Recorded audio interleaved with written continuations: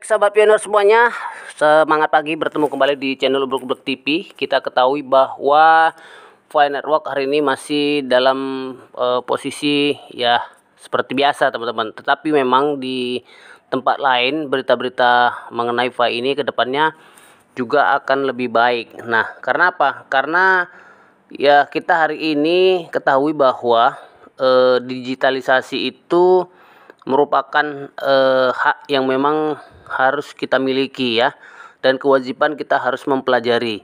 Hari ini kita memang mengetahui juga bahwa yang sekarang kita lakukan adalah itu masih dalam masuk website 2.0 ya, atau 2.0 ya. Kita bisa meliputi Instagram, Facebook, Twitter, TikTok, kemudian YouTube dan lain sebagainya. Ternyata di 2022 ini sampai dengan berikutnya web 3.0 itu sudah memang harus kita kuasai dengan uang digitalisasi atau cryptocurrency.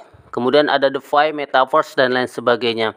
Nah, karena apa? Karena kedepannya generasi Gen Y itu mereka adalah generasi yang banyak menggunakan media digitalisasi untuk pekerjaan maupun penunjang kehidupan di masa akan datang. Nah, bahwa kita ketahui juga Nikola sendiri mengatakan tentang Fi ini hanya mereka yang bertahan sampai akhir yang memiliki tawa terakhir. Artinya orang yang sabar, pioner yang sabar dalam menunggu Fi ini, mereka itu adalah orang-orang yang akan berbahagia.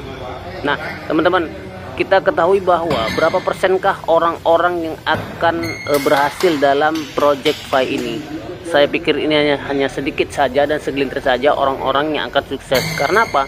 Karena ketika kita melihat akun kita di dashboard kita, hanya beberapa persen yang aktif ya dalam mengklik petirnya ataupun mempertahankan dari akun Fi-nya. Nah, ini kita tahu sendiri bahwa ini tidak mungkin semuanya berhasil ya. Nah, jadi baru-baru ini Mastercard, perusahaan pembayaran internasional terbesar di dunia, telah membawa kabar baik ke cryptocurrency. Raj Damodran, wakil presiden perusahaan aset digital dan blockchain, mengatakan bahwa Mastercard telah mulai mempersiapkan proses yang diperlukan untuk mendukung pemilihan banyak cryptocurrency yang akan datang. Nah, jadi keputusan Mastercard untuk memasuki sektor cryptocurrency muncul setelah perusahaan pembayaran online terbesar di dunia, PayPal, tampaknya menerima cryptocurrency belum lama ini. Nah, selain itu, Tesla juga baru-baru ini berencana menginvestasikan sebesar 1,5 miliar dolar untuk membeli Bitcoin dan mengatakan akan segera memilih Bitcoin sebagai metode pembayaran. Dan juga perusahaan pembayaran besar dan raksasa industri yang disebutkan di atas tadi teman-teman, itu sudah mulai berpartisipasi dalam blockchain dan kripto.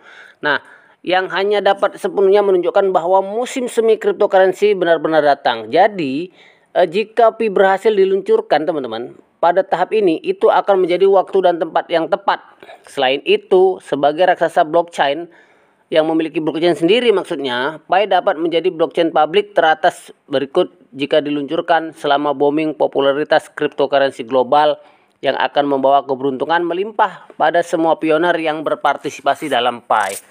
Nah, jadi salah satu pendirinya ya, Nicholas itu pernah berkata teman-teman, kami sedang mengerjakan peta jalan yang dapat digunakan oleh masyarakat umum dan kami menanganinya dengan sangat serius. Selama konstruksi proyek, kami telah mengikuti roadmap langkah demi langkah dan tidak pernah menyimpang. Jadi tahap pertama, merancang, mendistribusikan dan membuat bagan kepercayaan global, terutama pada tahap awal proyek, desain dan pengembangan program blockchain dasar, sementara untuk menginstruksikan penambangan digital dan distribusi Fi sehingga lebih banyak orang yang dapat bergabung dengan Pi dan memiliki Fi yang banyak. Nah, jadi jelas teman-teman, mulai pengujian ya, dalam jaringan pengujian itu akan berjalan paralel dengan emulator Fi dan hasil dari kedua ekosistem akan secara teratur dibandingkan untuk menangkap celah dan kekurangan dalam jaringan dan pengujian. Nah, ini jelas bahwa semuanya sudah diatur ya, sudah diatur dengan waktu yang mungkin sangat singkat sebenarnya Makanya di kuartal kedua 2022 ini dipastikan semua KYC itu akan selesai ya, akan selesai. Mungkin dalam waktu dekat akan ada KYC massal seperti itu teman-teman. Nah, kalau ini sudah selesai semuanya, maka mainnet terbuka dan mainnet tertutup akan berjalan. Maka siap-siaplah Anda menukarkan koin Anda ya, via Anda melalui barter atau melalui uang fiat ketika mainnet terbukanya sudah diluncurkan seperti itu. Nah, setelah dialihkan emulator jaringan testnet dan Pi akan ditutup dan sistem akan melanjutkan sendiri selamanya. Setelah mainnet seperti blockchain lainnya tidak akan otoritas di pusat yang tidak ada otoritasnya.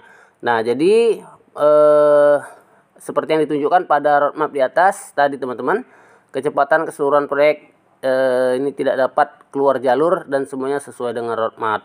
Nah, jadi jelas ya, pada 2021 kemarin pendiri resmi Pi mengembangkan bisnis ini dengan cara yang sangat luar biasa, dan kita ya tidak boleh merasa kendor ya, mulai tidak semangat. Karena apa? Karena memang proyek ini berjalan dengan sesuai yang sudah dianggedakan oleh core team sendiri teman-teman. Oke, terima kasih buat semuanya yang sudah melihat video ini ya. Jangan lupa dukungannya terus dan subscribe, dan mudah-mudahan sukses buat para pioner di Indonesia dan di dunia.